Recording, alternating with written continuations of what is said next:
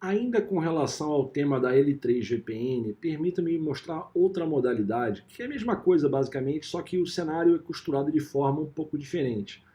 Existem as chamadas VPNs simples, onde um determinado site ou roteador do site participa apenas de uma única VPN.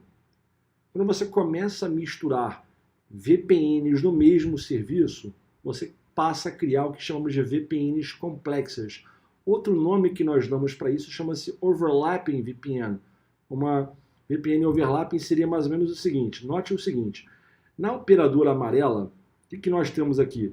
As rotas internas desse POP da operadora amarela são passadas pela operadora azul via uma VPN para que sejam acessíveis a partir do outro site aqui à direita. E vice-versa. Isso é uma VPN simples. Ou seja, todas as rotas OSPF desse POP vão parar aqui como rotas OSPF após todo aquele procedimento de L3 VPN que foi mostrado pelo Carrier Supporting Carrier. Isso seria uma VPN simples. Agora, o que seria uma VPN overlapping ou uma VPN complexa? Não é porque ela é complexa porque é difícil de configurar, nada com relação a isso aí. O Complex VPN é um nome que se dá mesmo para quando um site participa de mais de uma VPN. E o que seria essa outra VPN então? Vamos lá. Cenário hipotético aqui. Digamos que além da operadora amarela ter contratado a operadora azul para fazer esse transporte entre os dois POPs, ou seja, uma VPN simples, além disso, digamos que a operadora amarela faça o seguinte, ó, operadora azul, eu gostaria de terceirizar a minha operação para vocês. Ou seja, eu quero que vocês, operadora azul, tomem conta dos meus equipamentos.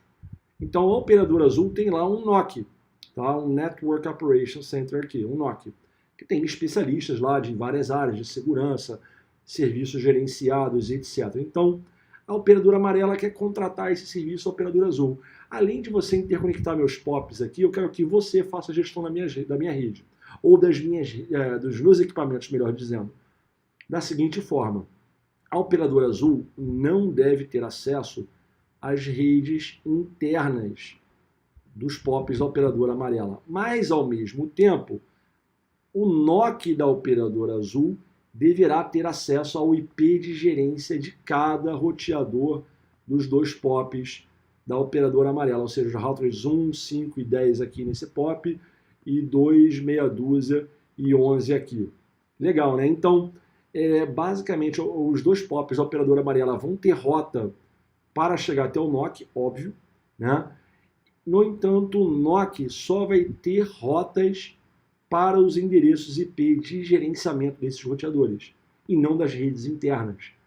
Então eu montei uma segunda VPN, então eu falo que cada POP da operadora amarela participa de duas VPNs. A VPN simples entre eles e uma segunda VPN com o centro de operações de redes da operadora azul. Daí não é mais uma VPN simples, é uma VPN overlapping, porque o site participa de mais de uma VPN. Então, vamos olhar aqui para começarmos, tá? No roteador NOC aqui da operadora azul. Quais são as rotas que esse roteador conhece? Na tabela de roteamento global, default, desse roteador NOC da operadora azul, há rotas o quê? Para os endereços IP de gerência, que nesse caso aqui, para simplificar, é a própria loopback dos roteadores. Numa rede de verdade, você não faria pela loopback, faria por uma porta de gerência, não tem problema. Mas aqui, para simplificarmos, eu resolvi fazer dessa forma. Então, o NOC, o roteador do NOC, tem acesso somente, né, para as interfaces loopback dos dois POPs lá da operadora amarela. Poderia ter outras rotas aqui, por exemplo, das próprias redes do AS da operadora azul, mas eu não fiz isso, tá? Então tá aqui. Enquanto isso, nos roteadores da operadora amarela, lá nos dois POPs, eles têm que ter a rota para o NOC. Aqui. Tá? Então o router 1 conhece a rota para o NOC. O router 2, no outro POP, também conhece a rota para o NOC lá. No entanto, o NOC não tem acesso, por exemplo, a essas redes internas aqui, né? Ou seja, não conhece essa rede /30 aqui, não conhece essa rede /30 aqui, e muito menos as redes dos clientes da operadora amarela. Essa é a parte bacana. Tudo que o NOC da operadora azul consegue fazer é acessar os endereços IP de gerência desses roteadores. E isso está demonstrado bem aqui na tabela de roteamento do NOC. Legal? Se olhássemos, inclusive, no backbone da operadora azul, não deverá ter rotas quaisquer sobre as redes internas dos POPs da empresa operadora amarela, nem mesmo os IPs de gerência. Vamos entrar aqui, por exemplo, no router 3 para ver isso aí.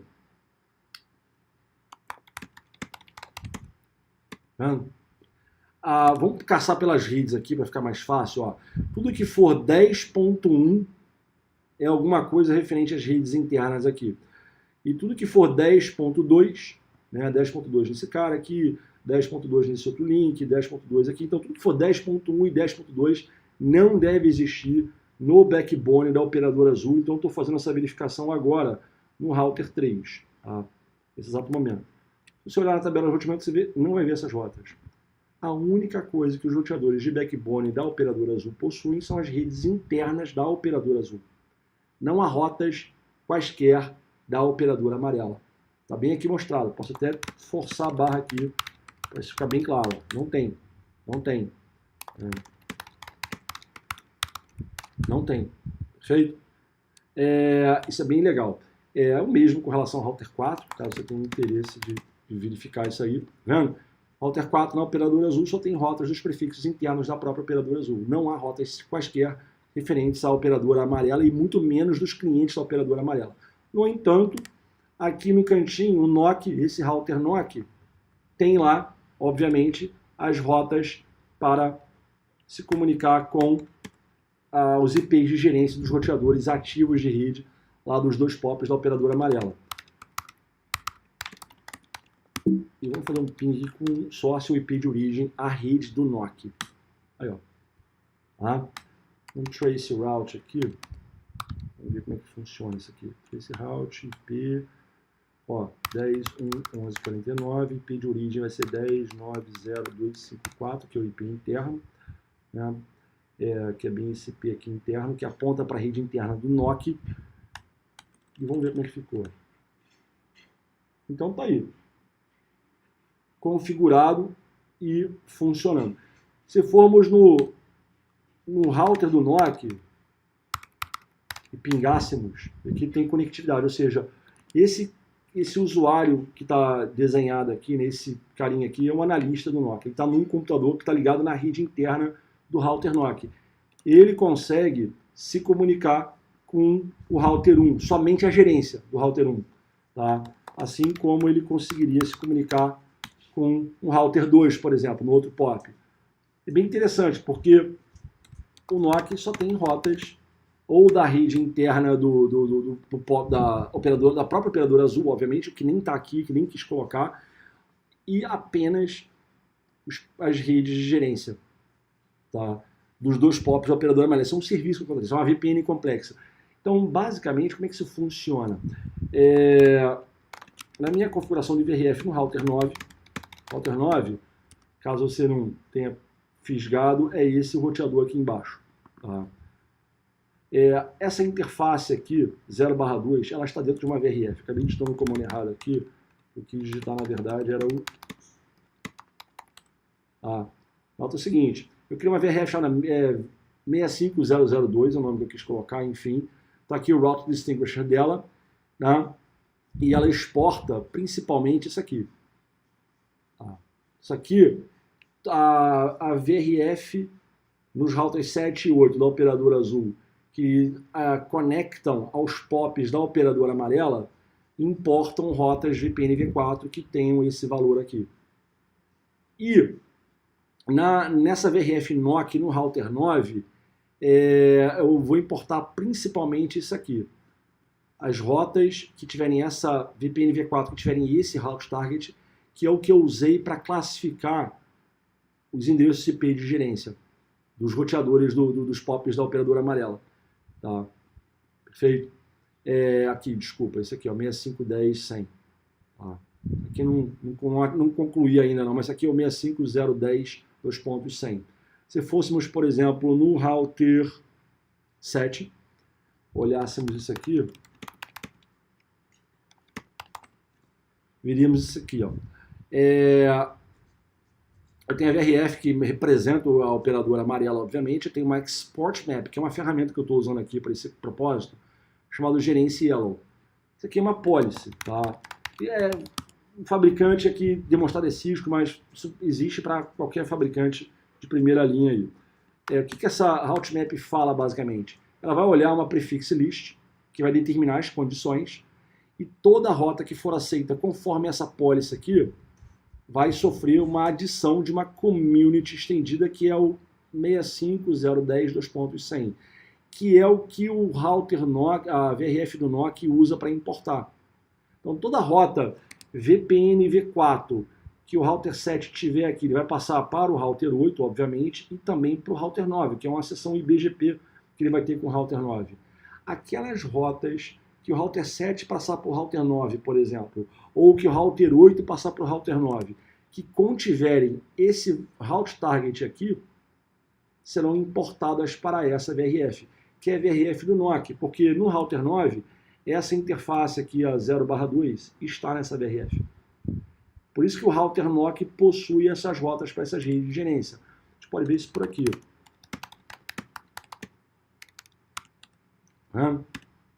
As rotas lá. Caso você queira ver as rotas VPN V4,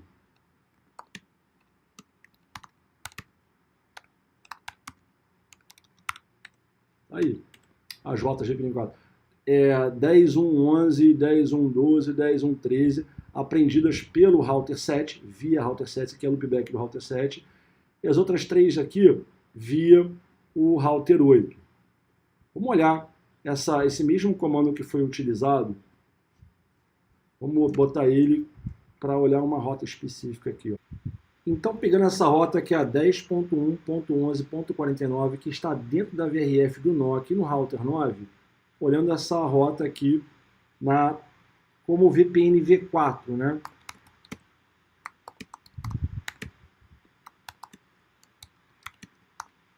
A gente descobre aqui, essencialmente, pelo show IPBGP VPN V4 VRF, a VRF do NOC, o IP 10.1.11.49, está aqui o endereço VPN V4, referente, né, justamente a conversão daquele prefixo PV4 num VPN V4. E aqui as communities estendidas, especificamente as Route Target. Mais precisamente essa aqui. Essa aqui. Então, a 65010.2.100, ela foi configurada na VRF do NOC para ser importada para lá. Então está aqui, ó, import 65010.2.100. Como essa rota VPN V4 possui este atributo, né, essa community estendida, Route Target 65010.2.100, essa rota ela é importada para essa VRF. Então está aqui a regra de importação. Aí, por esse motivo, novamente, que temos a rota lá na tabela da VRF. E como a interface, novamente, a interface 0/2 está nessa VRF, a 0/2, novamente, é essa interface aqui que conecta com o router do NOC. O router do NOC, né, na sua tabela global, normalmente, obviamente, terá essas rotas aqui. Tá? Então, tudo isso é viabilizado pela configuração que foi proposta de uma VPN overlapping, onde os sites da operadora amarela participam de mais de uma VPN. A VPN para interconectar os dois POPs e a VPN para falar com a rede do NOC. E o NOC, por sua vez, ter acesso somente aos IPs de gerência dos ativos de rede dos dois POPs. Então essa é a grande sacada aqui do procedimento. Isso faz com que o NOC consiga mexer, lidar com a operação dos equipamentos da operadora amarela. Tá? E a grande sacada dessa VPN overlapping está na manipulação, especificamente na manipulação do atributo de community estendida Route Target. Tá? Graças a essa ferramenta de Export Map aqui, que nós conseguimos fazer uma uma configuração que permitisse que os dois POPs da empresa amarela se comunicassem ao mesmo tempo que eles teriam acesso também à rede do NOC. E do lado do NOC é uma VPN complexa também, né, porque ele fala com tem duas VPNs de gerência com os dois POPs da operadora amarela. Então isso é um setup de VPN para, por exemplo, serviço gerenciado. É algo que o pequeno e médio provedor pode considerar como solução, por exemplo, para gerenciamento de ativos de outros pequenos provedores. Às vezes tem um provedor bem pequenininho que é teu cliente, que tu interconecta os sites daquele provedor, né, através de VPNs, mas que você não tem acesso às redes internas do cara, mas ao mesmo tempo você tenha como fazer a gestão dos ativos de rede. Tá? Então é um cenário bem interessante envolvendo L3 VPNs chamadas aspas de complexas. Espero que vocês tenham gostado desse vídeo e continuaremos aqui com a sequência de vídeos do BPF sobre esse tema. Um abraço.